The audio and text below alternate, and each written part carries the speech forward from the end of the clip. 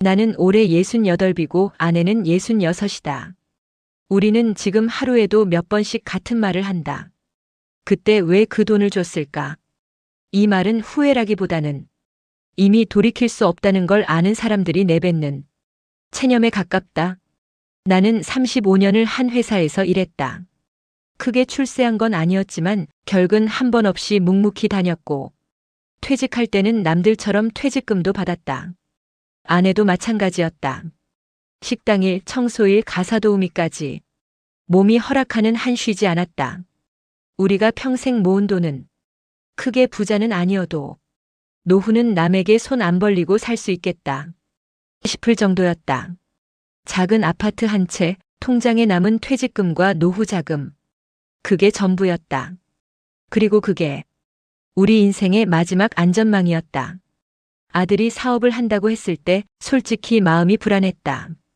요즘 같은 세상에 사업이라는 말은 기회이기도 하지만 동시에 가장 위험한 선택이라는 것도 우리는 알고 있었다. 아버지, 어머니, 이번이 마지막 기회예요. 아들은 그렇게 말했다. 서류를 들고 와서는 시장 전망이 어떻고 투자자가 어쩌고 몇 개월만 버티면 수익이 난다고 설명했다. 솔직히 우리는 그 말의 절반도 이해하지 못했다. 하지만 이해하지 못해도 부모는 안다. 저 눈빛이 절박하다는 걸. 집까지는 건드리지 말자. 아내가 처음 한 말이다. 나는 고개를 끄덕였다. 그게 우리가 지킬 수 있는 마지막 선이라고 생각했다. 그래서 퇴직금 일부와 통장에 있던 노후 자금만 빌려주기로 했다. 빌려주는 거다. 투자가 아니다. 나는 분명히 말했다. 아들도 고개를 끄덕였다. 아버지, 이건 반드시 돌려드릴게요. 처음 몇 달은 연락이 자주 왔다. 아버지, 이번 달은 조금 힘들고요. 다음 달부터는 숨통이 트일 것 같아요. 그 말이 몇 달 동안 반복됐다. 그러다 어느 순간부터 연락이 뜸해졌다. 전화를 하면 지금 미팅 중이에요. 문자를 보내면 나중에 연락드릴게요. 아내는 점점 밤잠을 설쳤다. 여보, 혹시 잘못되는 거 아니야? 나는 괜히 화를 냈다. 괜한 걱정하지 마. 사실은 내가 더 불안했기 때문이다. 어느 날 은행에서 전화가 왔다. 대출 상환이 지연되고 있습니다. 우리는 그제야 알았다. 아들이 우리 집을 담보로 대출을 받았다는 사실을. 아내는 그 자리에 주저앉았다. 여보, 우리 집이? 나는 말이 나오지 않았다.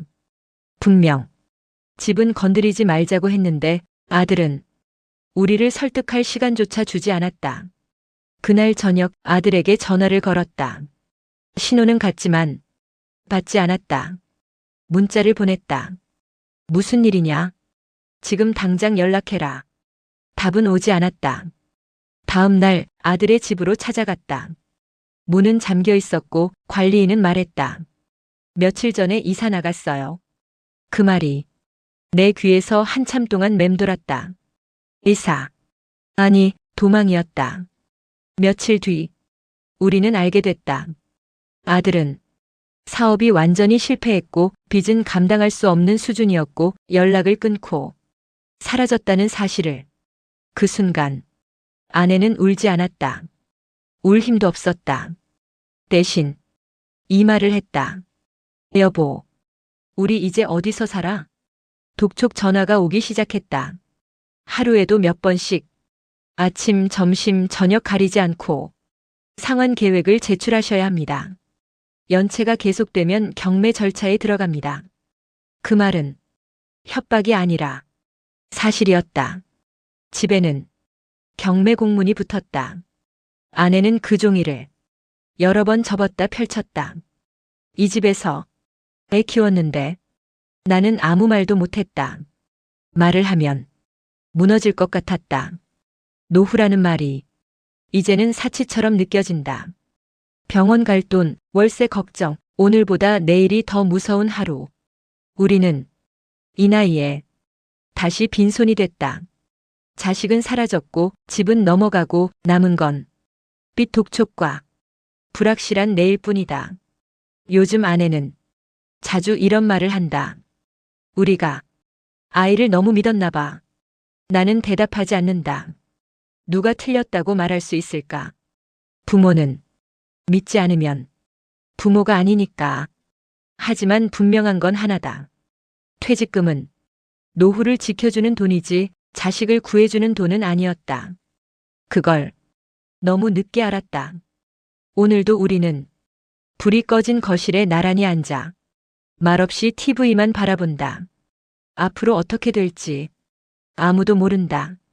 다만 한 가지는 확실하다. 우리 노후는 이미 무너졌다는 것. 경매 통지서는 생각보다 얇았다. 두꺼운 서류 뭉치일 줄 알았는데 어포 몇 장이 전부였다.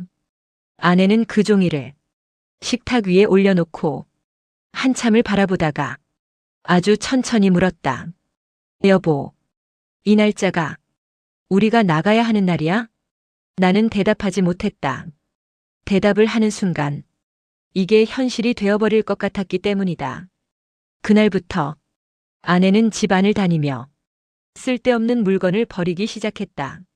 아직 이사 날짜도 정해지지 않았는데 마치 이미 모든 게 끝난 사람처럼 전화벨 소리가 이제는 알람처럼 느껴졌다. 모르는 번호, 지역번호 없는 번호, 비슷한 목소리들. 상환 계획은 언제 제출하실 건가요? 연체가 계속되면 법적 절차로 넘어갑니다. 설명은 하지 않았다. 설명해도 그들은 듣지 않았다. 아내는 전화벨이 울릴 때마다 깜짝 놀라며 나를 바라봤다. 여보, 받아야 해? 나는 고개를 저었다. 받아도 달라질 게 없었으니까. 경매가 확정되기 며칠 전 아들에게서 메시지가 왔다. 아버지, 죄송합니다. 딱 한 줄이었다.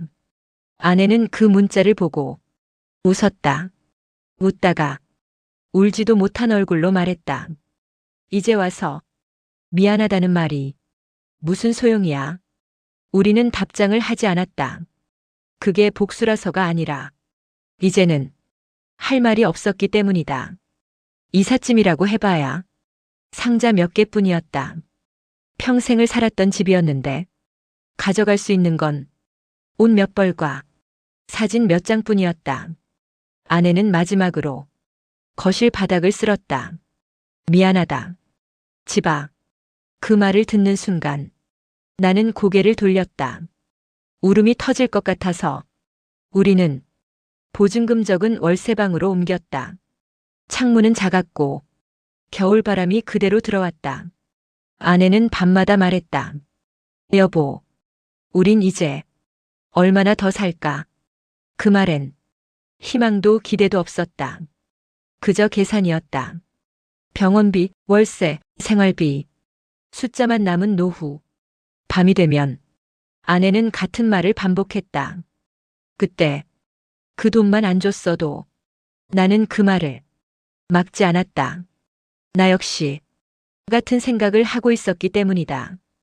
부모라서 준 게 아니라 부모이기 때문에 속았다는 생각이 들었다. 우리는 이제 안다. 퇴직금은 자식의 재도전을 위한 돈이 아니었다. 노후 자금은 부모의 생존을 위한 마지막 방패였다. 그걸 자식에게 내주는 순간 노후는 끝난다는 걸 너무 늦게 알았다. 지금도 우리는 하루하루를 산다. 아들이 다시 돌아올지, 빚이 언제 끝날지, 이 몸이 언제까지 버틸지 아무도 모른다. 다만 분명한 건 하나다. 우리는 노후를 잃었고 그 이유는 자식의 실패를 부모가 대신 감당했기 때문이다. 이 이야기는 특별한 사람들의 이야기가 아닙니다.